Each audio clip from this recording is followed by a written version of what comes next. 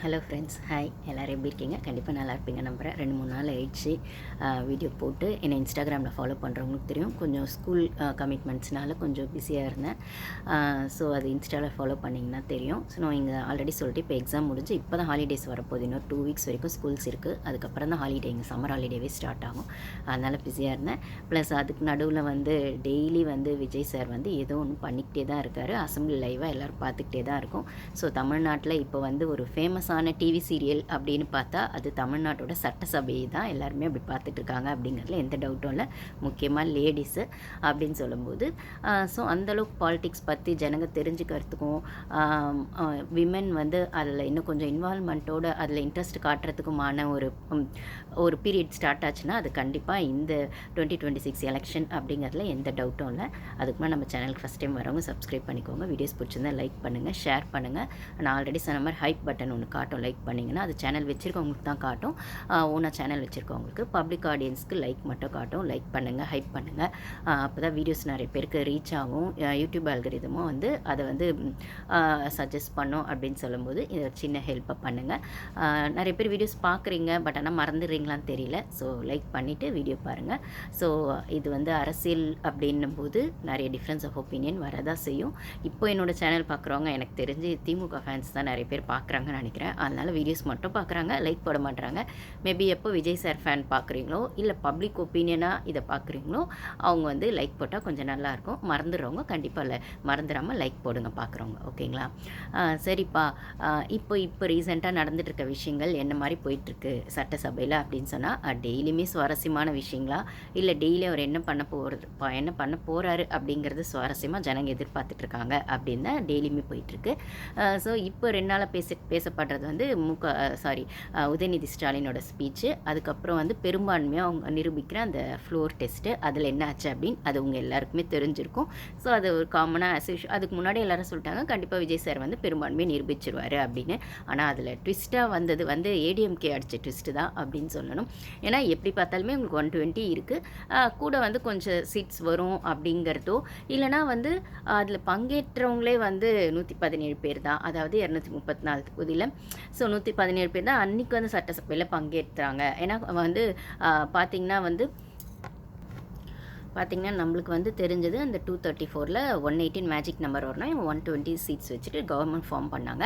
Government form பண்ணதுக்கப்புறம் இப்போ அந்த தனிப்பெரும்பான்மையை நிரூபிக்கணும் அப்படிங்கிறத விடவும் அந்த ஒரு மெஜாரிட்டியை சட்டசபையில் தான் நிரூபிக்கணும் அப்படின்னு சொல்லும்போது யார் வேணால் எப்போனா ட்விஸ்ட் அண்ட் டர்ன்ஸ் அடிக்கலாம். திமுக என்ன ஸ்டாண்ட் எடுத்தாலும் அதுக்கு கூட்டணி கட்சிகளாக இருக்கிறவங்க ஒத்து போகணும் அப்படின்னு சொல்லும்போது ஏதாச்சும் குளறுபடி நடக்குமா அப்படின்லாம் எதிர்பார்த்துட்டு இருந்தாலும் எப்படி பார்த்தாலுமே திமுக அப்படியே தான் பண்ணிட்டாங்கன்னா கண்டிப்பாக மக்களோட அதிருப்திக்கு ஆளாவாங்க. இல்லைனா மக்களோட கோவம் ஜாஸ்தியாகும். நல்லாவே அவங்களுக்கு தெரிஞ்சதுனால தான் முக ஸ்டாலின் அந்த ஸ்டெப்பே எடுத்தார்.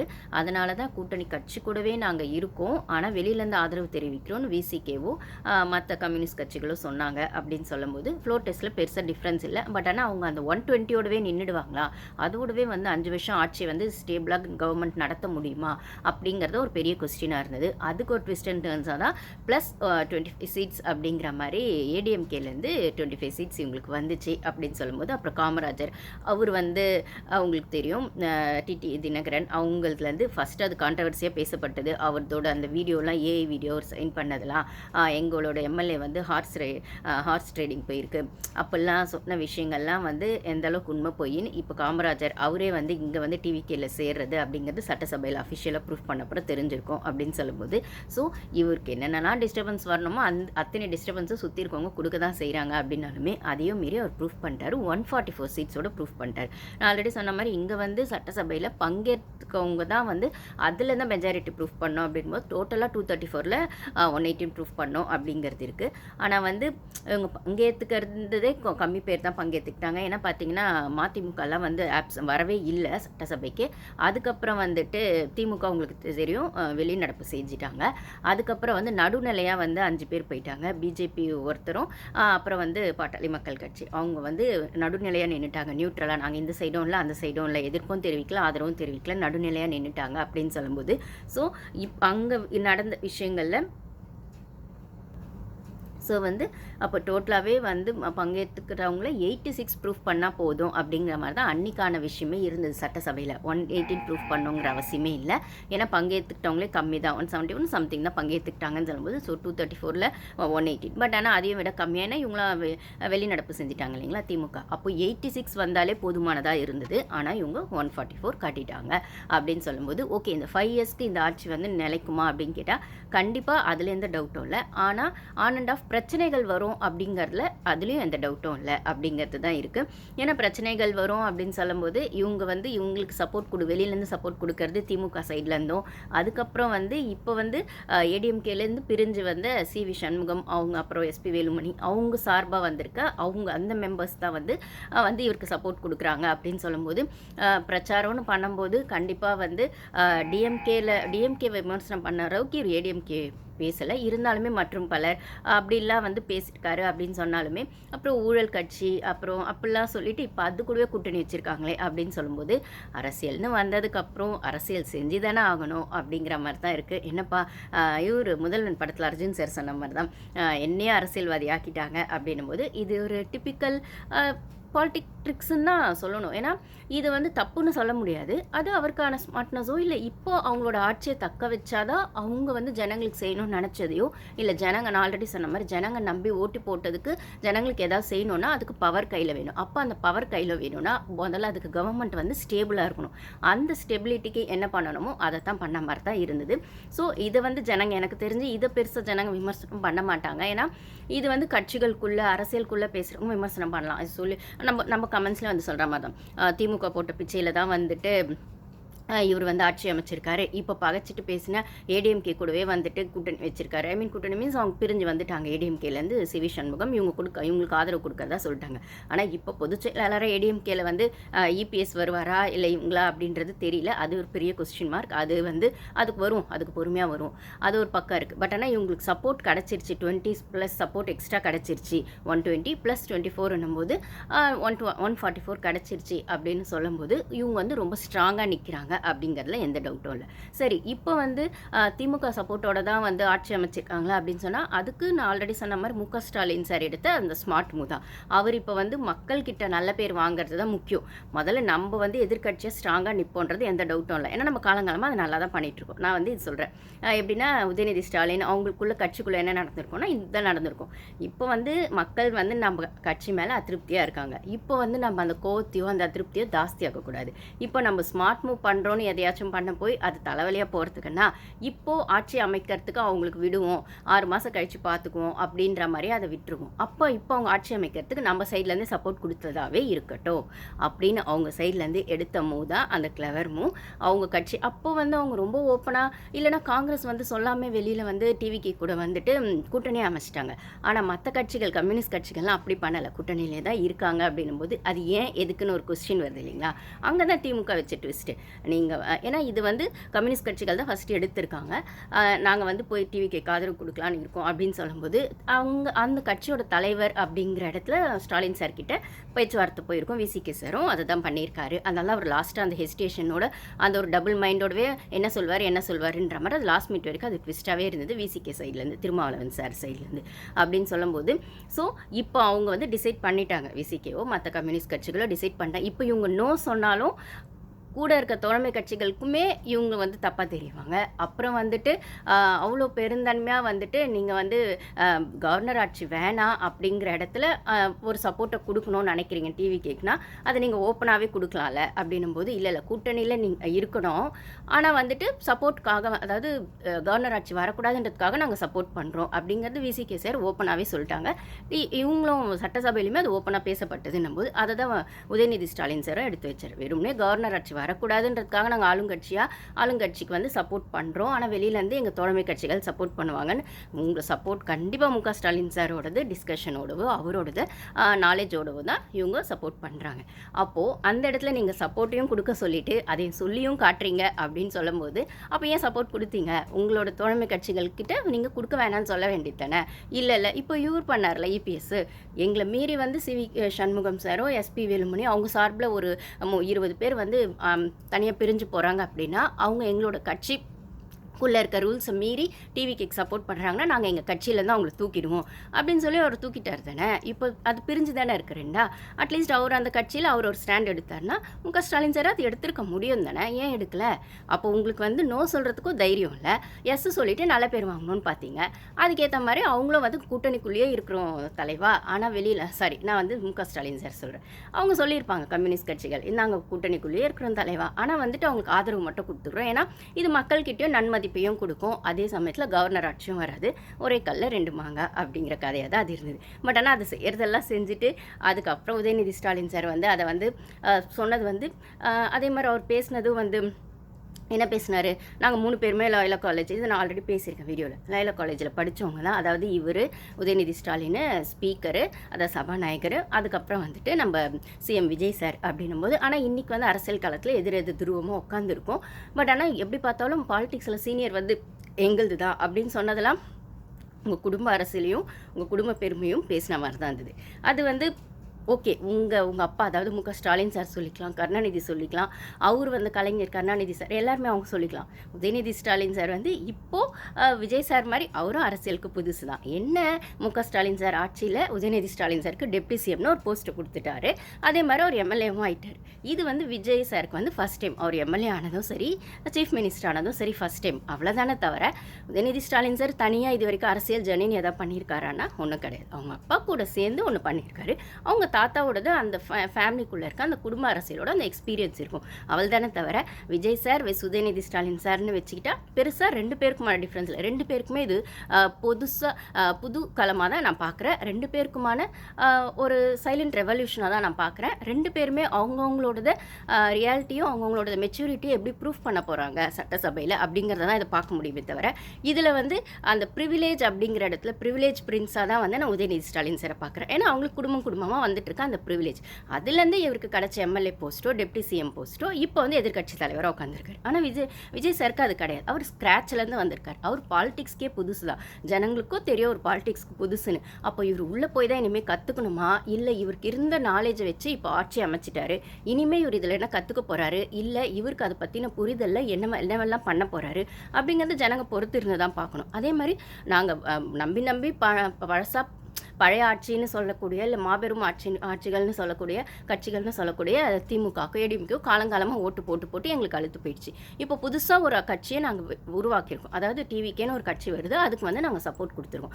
அதில் தப்பு தவறுகள் இருந்தாலும் பரவாயில்ல, நாங்கள் அட்ஜஸ்ட் பண்ணிக்கிறோம். இல்லைனா அவங்க ஆட்சியை அமைக்கிட்டோம், அதில் வர்றத அந்த நெளிவு சுழிவுகளை அவங்க அதை பார்த்து ஆட்சி அமைக்கிறதுக்கான சப்போர்ட்டை மக்கள் நாங்கள் கொடுக்குறோம். அவருக்கு அது புதுசு தான். விஜய் சாருக்கு இது அரசியல் புதுசு தான், அவர் அரசியலுக்கும் புதுசு தான்.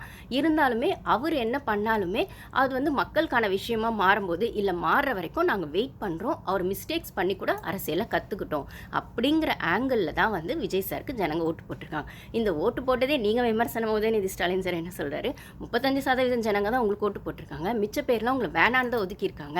அப்படி இருக்கும்போது வந்து அப்படி அந்தளவுக்கு ஒதுக்கியிருக்காங்கன்னா நீங்கள் எப்படி சொல்லிக்குவீங்க தனிப்பெரும்பான்மை? அதே மாதிரி எங்களோட தோழமை கட்சிகளோடு தான் நீங்கள் ஆட்சி அமைச்சிருக்கீங்க அப்படின்னு சொன்னதெல்லாம் திரும்ப தற்பெருமையும் குடும்ப பெருமையும் ப்ரிவிலேஜ் பிரின்ஸாக பேசின மாதிரி தான் எனக்கு தெரிஞ்சுது. ஏன்ப்பா அவங்களுக்கு 35% சிங்கிள் லார்ஜஸ்ட் பார்ட்டி, அந்த வேர்டையே நீங்கள் யூஸ் பண்ணலை. அப்போ வந்து மிச்சம் 70% உங்களுக்கு வந்தது அப்படிங்கிறது உங்களுக்கு வந்தது இல்லை. உங்களுக்கும் எதிர்கட்சியான, அதாவது போன ஆட்சியில் எதிர்கட்சியாக இருந்த ஏடிஎம்கேக்கும் வந்தது. அதுக்கப்புறம் உங்கள் கூட்டணியிலே 10 கூட்டணிகளும் அவங்க கூட்டணியில் ஒரு 10 கூட்டணி எங்களை கூட்டணி அமைச்சு தான் அந்த மிச்ச பெரும்பான்மை, அதாவது இவங்க காமிச்ச அந்த 108க்கு இருக்க பேலன்ஸ் மொத்தத்தையும் மற்ற எதிர்கட்சிகளும் மற்ற கூட்டணி கட்சிகளும் சேர்ந்து காமிச்சது. அதை எடுத்துகிட்டு வந்து நீங்கள் 2+1 3 தான் அப்படிங்கிறது ஊருக்கே தெரியும் அப்படின்னும் போது, ஆனாலுமே வந்து கூட்டணி ++ஆ இல்லை சிங்கிள் லார்ஜஸ்ட், அது சிங்கிள் லார்ஜஸ்ட் பார்ட்டின்னு ஒன்று வந்துருச்சுல, அதுதானே கான்ஸ்டியூஷனில் இருக்க ரைட்ஸு. சிங்கிள் லார்ஜஸ்ட் பார்ட்டி தான் இது வந்து பதவி ஏற்றுக்கணும், பொறுப்பில் உட்காரணும் அப்படின்னும்போது ஒரு பீரியடில் கலைஞருக்கும் மைனாரிட்டி ஆட்சி 96 சீட்டு வச்சு அவர் 5 வருஷம் ஆட்சி நடத்தினார் இல்லை. அப்போ அதை தானே ஜெயலலிதா அம்மா வந்துட்டு மைனாரிட்டி ஆட்சி அப்படின்னு சொன்னாங்க.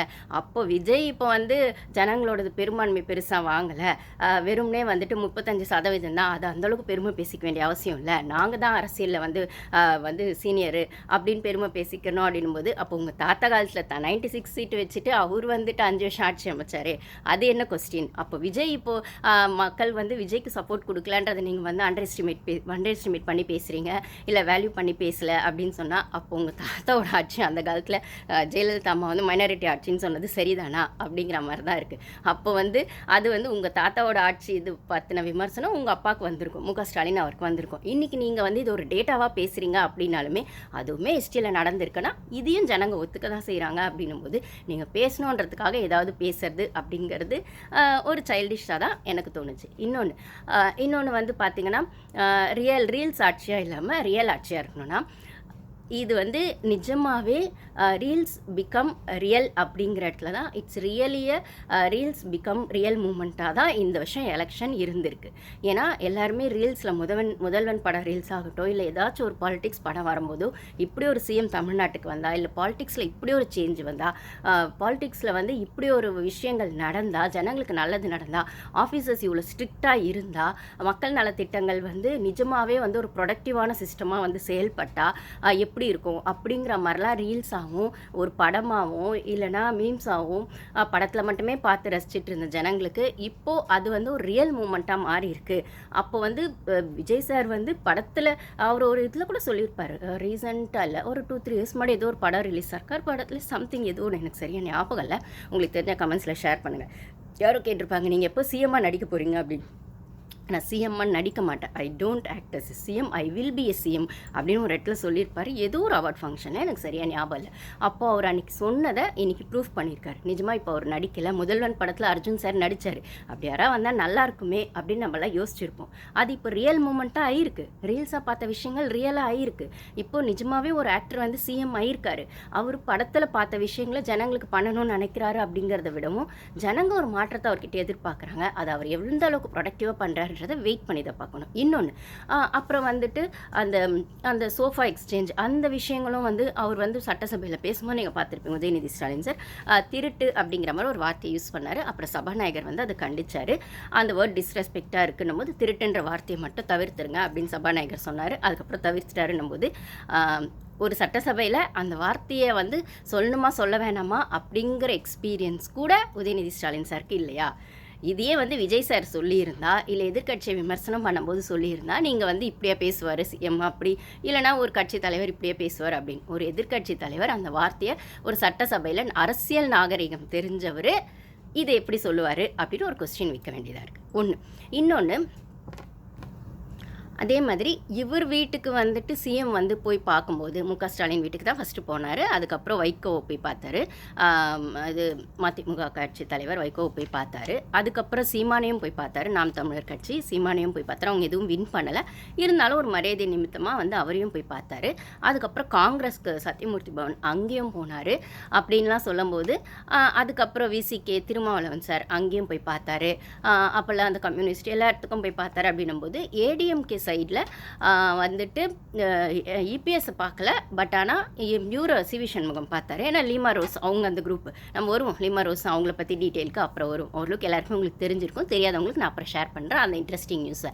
ஸோ அவங்க தான் இப்போ ஏடிஎம்கே ரெண்டாக கிளாஷாக அந்த கிளாஷ் வர்றதுக்கு காரணமா அப்படின்னா நம்மளுக்கு தெரியாது, இருக்கலாம், இல்லாமலும் இருக்கலாம், இருக்க தான் வாய்ப்பு நிறைய இருக்குது என்னோட ஒப்பீனியன்லையுமே.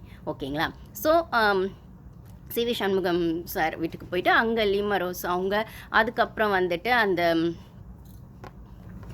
அங்கே வந்து லீமா ரோஸ் அவங்கள பார்த்தது, அதுக்கப்புறம் அவங்க இவரோட கையை பிடிச்சிட்டு தேங்க்ஸ் சொன்னது. அதுக்கப்புறம் அங்கே இன்னொரு எம்எல்ஏ ஏடிஎம்கே எம்எல்ஏ அவர் சட்டசபையில் அழக்கூட செஞ்சார். எம்எல்ஏவாக பதவி ஏற்றுக்கும் போது அம்மா ஃபோட்டோ பார்த்து அழக்கூட செஞ்சார். எனக்கு பேர் ஞாபகம் இல்லை, உங்களுக்கு தெரிஞ்சால் கமெண்ட்ஸில் ஷேர் பண்ணுங்கள். அம்மாவோட ஃபோட்டோவை பார்த்து ரொம்ப எமோஷ்னலாக அழுதுட்டு தான் எம்எல்ஏ பதவியை ஏற்றுக்கிட்டாரு. அவருமே அங்கே இருந்தார், சிவி சண்முகம் சார் அவரை சேர்ந்த அந்த ஏடிஎம்கே மெம்பர்ஸோட அவருமே இருந்தாருன்னா கவலைப்படாதீங்க நான் இருக்கேன் அப்படிங்கிற மாதிரி விஜய் சார் அங்கேயுமே அவருக்கு சொன்னாருன்னும் போது, ஸோ ஏன் இபிஎஸ் சாரை போய் பார்க்கலன்னும் போது இதெல்லாம் அரசியல் நுணுக்கங்கள் அப்படின்றது ஒரு பக்கம் இருக்கட்டும். அரசியல் களத்துக்குள்ளே வந்ததுக்கப்புறம் அரசியல்வாதியாக தானே செயல்பட முடியும், ஆக்டராக செயல்பட முடியாது இல்லை. அதுக்கான ஒரு ஸ்மார்ட்டான மூவாக தான் நான் இதையுமே பார்க்குறேன். மக்கள் இதெல்லாம் பெருசுப்படுத்துவாங்கன்னா, அவங்க எதிர்பார்த்த அவங்க வந்து கேண்டிடேட்டே யாருன்னு தெரியாம தான் ஓட்டு போட்டிருக்காங்க. இந்த வருஷம் அரசியல்ல எங்க தொகுதியில நிக்கிற கேண்டிடேட் பேர் இவர் தான். இவர் எங்களுக்கு தெரியும், தெரியாது. அதுக்கப்புறம் வந்து இவர் பேர் இதுதான், இவர் பேக்ரவுண்ட் இதுதான் அப்படிலாம் எதுவுமே தெரியாம அவங்க வந்து டிவிகேவோட ஃபேஸாக பார்த்தது விஜய் சாரை மட்டும்தான் அப்படின்னு சொல்லும்போது, இப்போ விஜய் சார் என்ன பண்ணாலும் அது நம்ம நல்லதுக்காக பண்ணுவாங்க, இல்லை மக்கள் நலத்திட்டத்துக்காக தான் பண்ணுவார். அவர் ஆட்சியில் ஃபஸ்ட்டு உட்கார்றது தான் முக்கியம். அதுக்காக அவர் பண்ணுறதுக்கான ஒரு சில விஷயங்கள் தான் இது அப்படின்னு ஜனங்க நம்பிட்டு இருக்க வகையில் இதை வந்து பெருசாக விமர்சனத்துக்கு உள்ளாக்க மாட்டாங்க. அரசியல் கட்சி தலைவர்களை தவிர மக்கள் பொது ஜனங்க இதை பெருசாக எடுத்துக்க மாட்டாங்க. அவங்களுக்கு தேவையான அன்றாட விஷயங்களோ இல்லை வாழ்க்கைக்கு தேவையான அத்தியாவசியங்களோ கிடைக்கும் போதோ இல்லை அதில் வந்து அவங்களுக்கு எந்த பிரச்சனையோ இல்லாமல் காம்ப்ளிகேஷன்ஸோ இல்லாமல் ஈஸ் ஆஃப் லைஃபாக இருக்கிற பட்சத்தில் அவங்களுக்கு இதெல்லாம் தேவையில்லாத விமர்சனம் இல்லை தேவையில்லாத தலைவலி தான். அதனால் இது பெருசாகாது. அரசியல் கட்சிக்குள்ளே தான் இதெல்லாம் பேசிக்குவாங்க. ஸோ அது நம்மளுக்கு தேவையில்லைன்னு தான் எனக்குமே தோணுது. அவர் என்ன பண்ணுறாரு அப்படிங்கிறத தவிர அவர் கூட யார் எத்தனை பேர் கூட சேர்ந்தாலும் விஜய் தான் தலைவர் அப்படிங்கிறது மட்டும் உண்மை தானே. ஸோ அவரை நம்பி ஓட்டு போட்டாங்க. ஸோ ஓட்டு போட்ட ஜனங்களுக்கு அவர் என்ன செய்கிறாருன்றதை வெயிட் பண்ணி பார்க்கணும். இன்னொன்று, ஸோ இவங்களெல்லாம் போய் பார்த்தாலுமே தன்னோட வீட்டுக்கு வரும்போது, அதாவது மு க ஸ்டாலின் சாரை வந்து விஜய் சார் வந்து பார்க்கும்போது அதை அரசியல் நாகரிகமாக கருதிட்டு பேசின உதயநிதி ஸ்டாலின் சார் வந்து அதே நாகரிகத்தை சட்டசபையிலையும் நீங்கள் வந்து மெயின்டைன் பண்ணணும்னு சொன்னார். ஆனால் மற்றவங்க வீட்டுக்கு போய் பார்க்கும்போது மட்டும் அது வந்து என்ன சொல்கிறது, ஒரு விதமாக அதை கலாய்ச்சி பேசினதோ அதை கிரிட்டிக்ஸாக பேசினதோ அங்கே மாற்றம் சேஞ்சுன்னு சொன்னாங்க. இங்கே ஏதோ எக்ஸ்சேஞ்ச் இருக்குமோன்னு ஜனங்க நினைக்கிறாங்கன்னு சொன்னதும், புஷ்பா பட பாணியில் இருக்கிறதுன்னு சொன்னதும், இதெல்லாம் கொஞ்சம் வந்து சைல்டிஷாக பேசினதாக தான் நான் பார்க்குறேன். நீங்கள் வந்து நீங்களும் உங்கள் அப்பாவும் வந்து இப்போ இன்ஸ்டாலையும் இல்லைனா வந்துட்டு ரீல்ஸ் விஷயமா, ஏன்னா இவர் ஆக்டராக வந்துட்டு அந்த இன்ஸ்டாவை இன்ஃப்ளூயன்ஸ் பண்ணி தான் இப்போ வின் பண்ணியிருக்காரு அப்படிங்கிறது எல்லாருக்கும் தெரிஞ்சு போயிடுச்சு. ஸோ நாங்களும் அதே மாதிரி, ஏன்னா சுத்த தமிழ்லையும் தூய தமிழ்லையுமே பேசிகிட்டு இருக்க மு க ஸ்டாலின் சார் வந்து இப்போ பேசுறதுலாம் பார்த்தீங்கன்னா clean politics, dirty politics, change,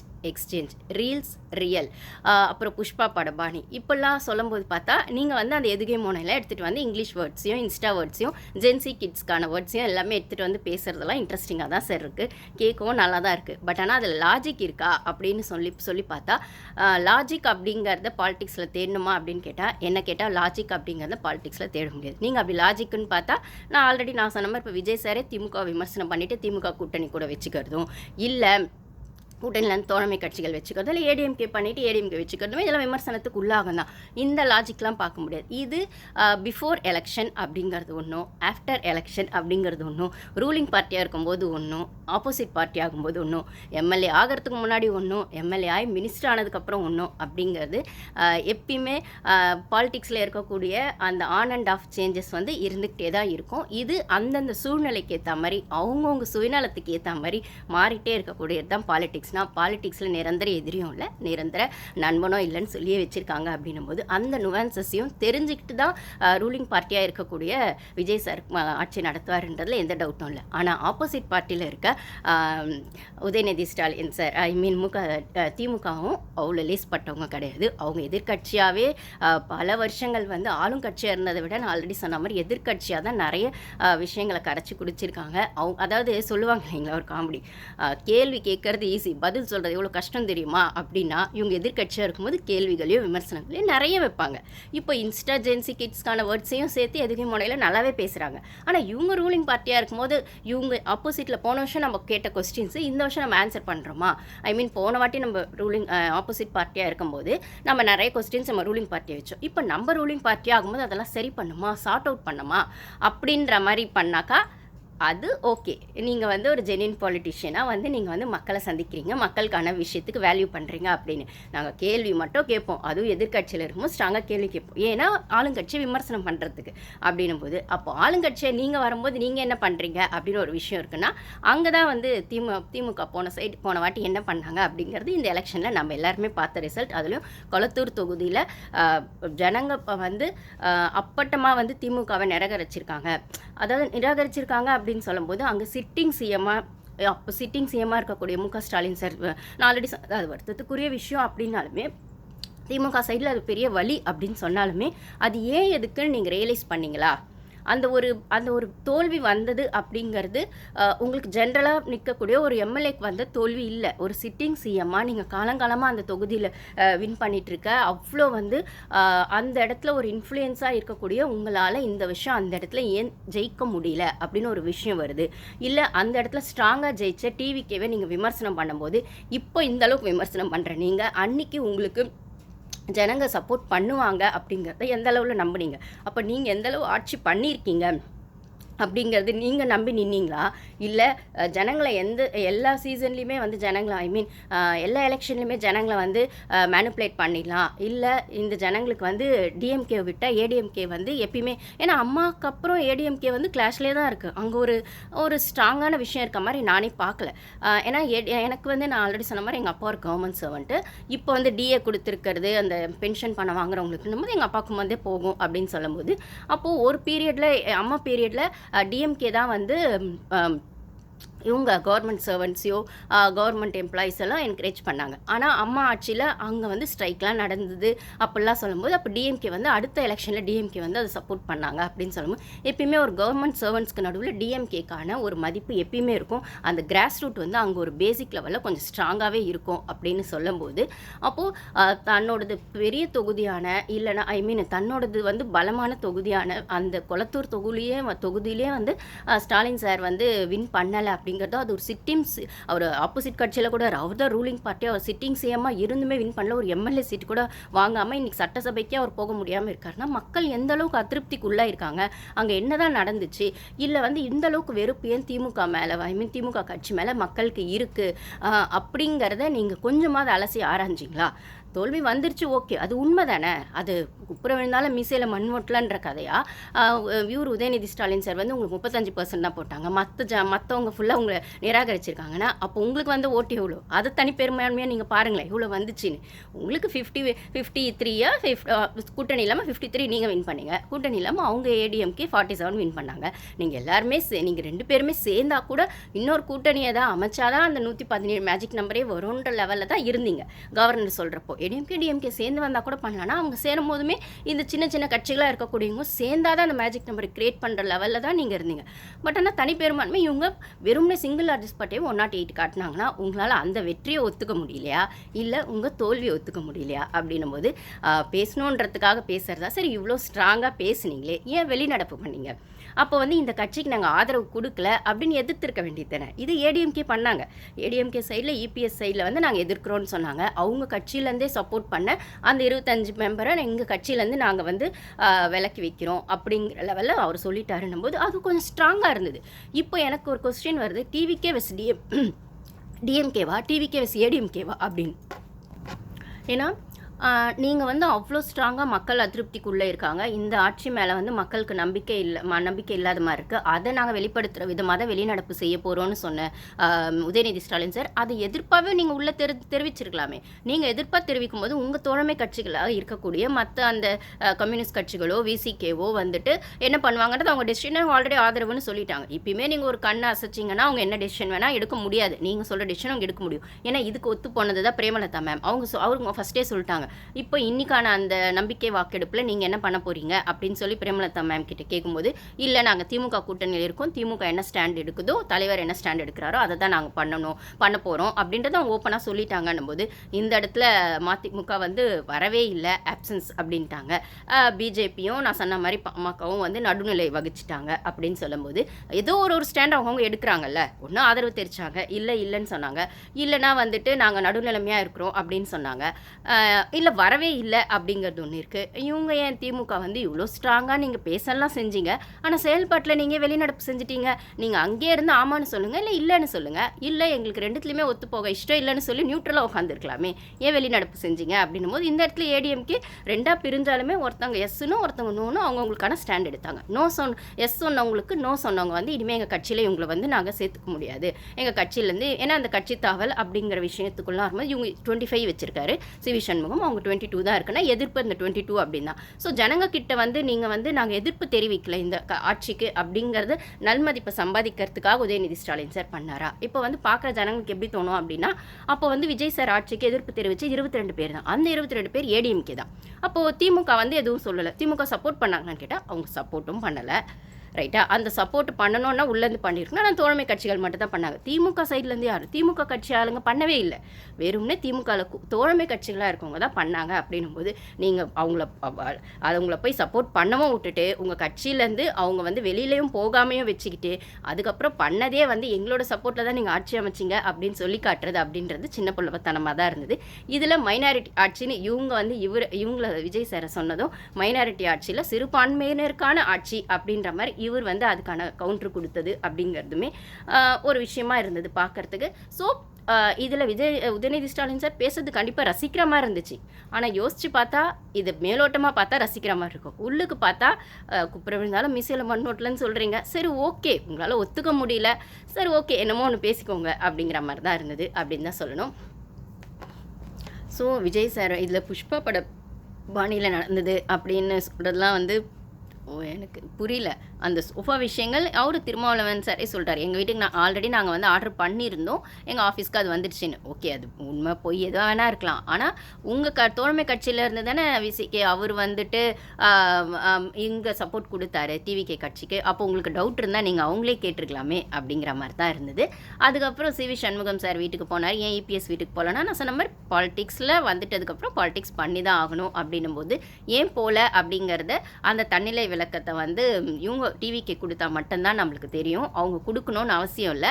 அவங்க ஒரு வேலை கொடுத்தாங்கன்னா நம்ம அதை பற்றி அப்புறம் பேசுவோம். ஸோ இப்போ வந்து இவங்களுக்கு சப்போர்ட் கொடுக்கறது சிவி சண்முகம் அவங்க தரப்பு தான் அப்படின்னும் போது இவங்களுக்கு ஒரு, ஏன்னா எப்பயுமே இப்போ சொல்லி காட்டிகிட்டே இருக்காங்க டிஎம்கே அப்படின்னு சொல்லும் போது என்றைக்கு வேணால் இவங்களோட பேச்சை கேட்டு அந்த சின்னது அந்த சின்ன சீட்ஸ் இருக்கிற அந்த கம்யூனிஸ்ட் கட்சிகளோ அந்த விசிகேவோ எப்போ வேணால் அவங்க அந்த சைடில் ஜம்ப் அடிக்கலாம் அப்படின்னு சொல்லும்போது அவங்கள நம்பி இவங்க 5 வருஷம் ஓட்ட முடியாது. ப்ளஸ் அவங்க என்ன சொன்னாலும் கேட்கணுன்ற இடத்துக்கு வர முடியாது. இவங்களுக்கு ஒரு மெஜாரிட்டி சப்போர்ட் வேணும் அப்படின்னும் போது ஏடிஎம்கேல நடந்த விஷயங்களை வந்து இவங்களுக்கு சாதகமாக நடக்கிறதுலாம் நம்மளுக்கு சாதகமாக தான் இருக்குது அப்படிங்கிற மாதிரி நடந்துச்சு, யூஸ் பண்ணிக்கிட்டாங்க. அதுதானே அரசியலோட ஸ்மார்ட்னஸ் அப்படின்னும் போது அதில் தப்பு சரி பேசுகிறத விடவும் இதை அவங்க சரியாக எப்படி மக்களுக்கு யூஸ் பண்ண போகிறாங்க அப்படிங்கிறத பேசுகிறதா தான் இருக்குது. இல்லை எனக்கு ஒரே ஒரு சின்ன ஒப்பீனியன் என்னென்னா, லீமா ரோஸ் அவர்களும் ஆதவ் அர்ஜுனா அவர்களும் மாமியார் மருமக அப்படிங்கிறது உங்கள் எல்லாருக்குமே தெரிஞ்சிருக்கும். ஸோ லீமா ரோஸ் அவர்கள் வந்து என்னமோ ஏன்னா இல்லை லீமா ரோஸை வந்து இபிஎஸ் சேர்த்துக்கிறது வந்து அந்த டீமுக்குள்ளே கட்சிக்குள்ளே சேர்த்துக்கிறது வந்து நிறைய பேருக்கு வந்து முதல்ல விருப்பம் இல்லை ஏடிஎம்கே காரங்களுக்குலாம். ஆனால் அதையும் மீறி இபிஎஸ் சேர்த்துக்கிட்டாருன்னும் போது இப்போ அந்த கட்சியோட பிளவுக்கு அவங்கள ஒரு காரணம் அப்படின்னு சொல்லும்போது நம்மளுக்கு தெரியல. ஆனால் எப்படி பார்த்தாலும் இப்போ மாமியாரும் மருமகனும் ஒரே கட்சியில் இருக்காங்க அப்படின்னு சொல்லும்போது இந்த சூழ்நிலைக்கெல்லாம் நடுவில் விஜய் சார் வந்து யாரோட பப்பட்டாவும் மாறிடக்கூடாது அப்படிங்கிறத என்னோட ஒப்பீனியன். அவர் என்ன ஸ்டாண்டு மக்களுக்காக வரன்னு எடுத்தாரோ அதே ஸ்டாண்டில் இருந்து ஆட்சி அமைக்கணும். அவர் மற்றவங்க எல்லாரோட ஒப்பீனியனும் கேட்டாலுமே டெசிஷன் மேக்கராக அவர் தான் இருக்கணும். அவருக்கான ஒப்பீனியனில் ஒரு இடத்துல சரி தப்புன்னு வருமோ அதில் ஒரு ஸ்ட்ராங்காக ஸ்டாண்ட் எடுக்கணும் அப்படிங்கிறது தான் எனக்கான விஷயமா இருக்குது. ஸோ நம்ம சேனலில் டிவிகே ஃபேன்ஸ் பார்க்குறீங்க அப்படிங்கிறத விடவும் நிறைய டிஎம்கே ஃபேன்ஸ் தான் பார்க்குறீங்க அப்படின்றது எனக்கு தெரியுது. சரி ஓகே, வீடியோ என்ஜாய் பண்ணுங்கள். நான் நெக்ஸ்ட் வீடியோவில் பேசுகிறேன். வீடியோ பிடிச்சிருந்தா லைக் பண்ணிவிட்டு பாருங்கள், இல்லை பார்த்துட்டாச்சும் லைக் பண்ணுங்கள், சப்ஸ்கிரைப் பண்ணுங்கள். அப்போ தான் நெக்ஸ்ட் போடுற வீடியோஸ் அட்லீஸ்ட் உங்களுக்கு டிஎம்கே சைடில் இருந்தாச்சும் பார்க்கணும் அப்படின்னும் போது நான் வீடியோஸ் போடுறேன்னா நீங்கள் சப்ஸ்கிரைப் பண்ணாதான் உங்களுக்கு வந்து வீடியோ சஜஸ்ட் பண்ணோம். அதுக்காக சப்ஸ்கிரைப் பண்ணிக்கோங்க. Thank you guys.